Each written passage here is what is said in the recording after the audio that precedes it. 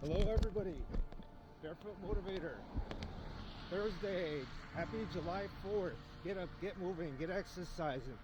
And this story comes from the archives of Paul Harvey, the true story of our national anthem. There was a lawyer once. His name was Francis Scott Key. He wrote a song that sung a lot. It's called our national anthem. We'll go to a ball game, we'll sing this song. And those words float over us without even realizing what they mean. But let me tell you a story. Francis Scott Key, he was a lawyer in Baltimore.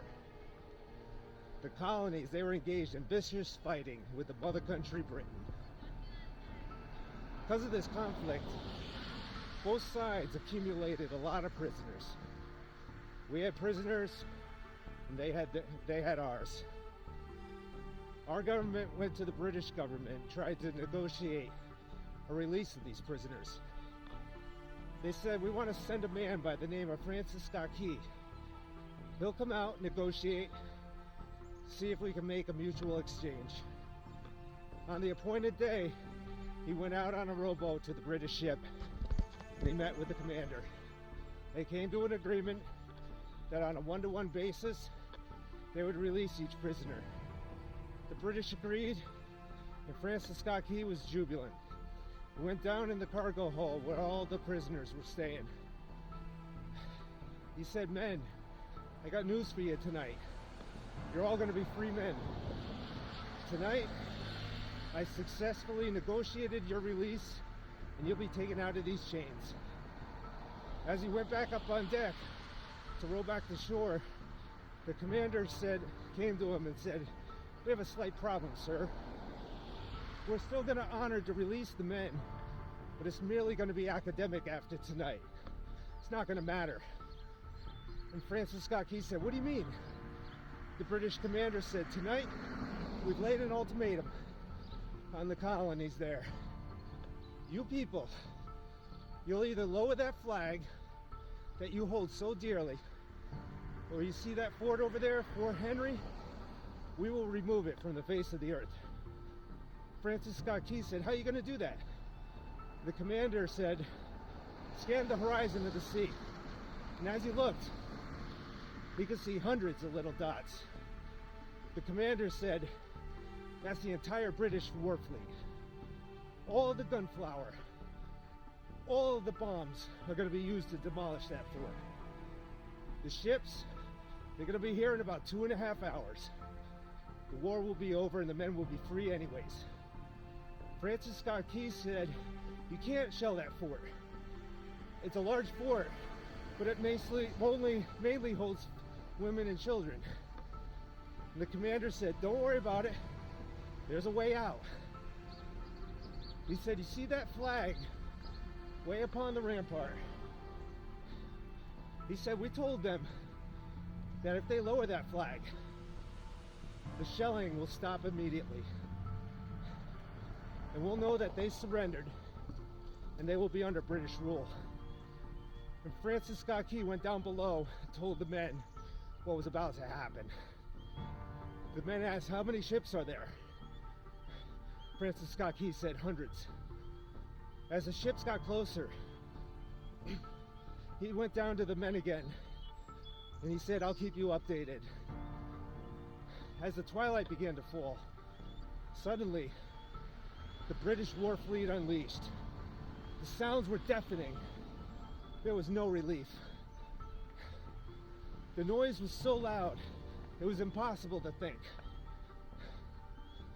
The sky, although it was dark, it became lit with the bombs.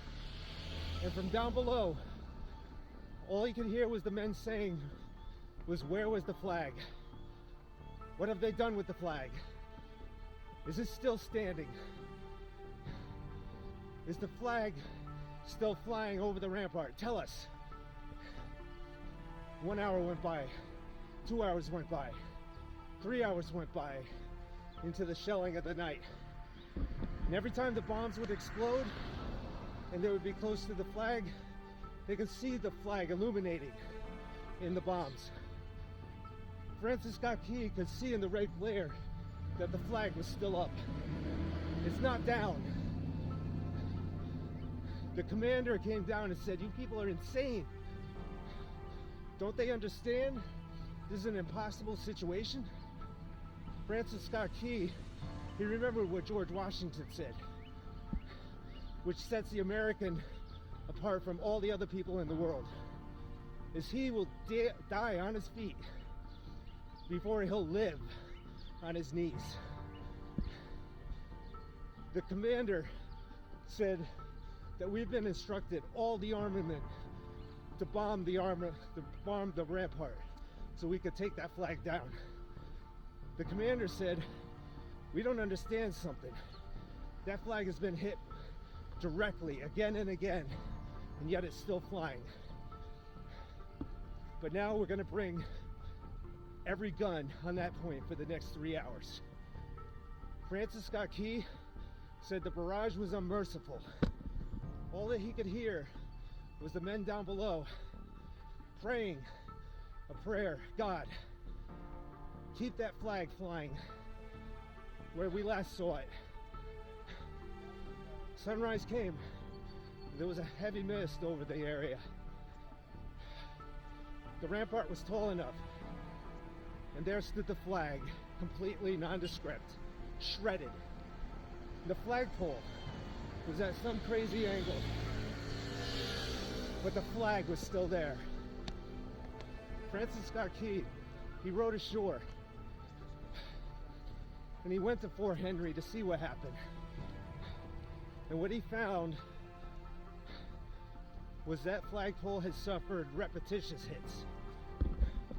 And when it had fallen, men, fathers, brothers, sons, they knew what it meant for that flag to be on the ground.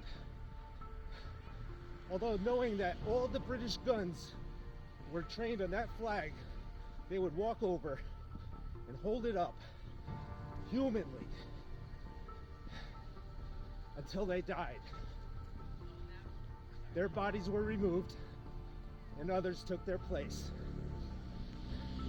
Francis Scott Key said what held that flagpole in that unusual place, in that unusual angle, were patriots' bodies. He penned this song, "Oh say, can you see, by the dawn's early light,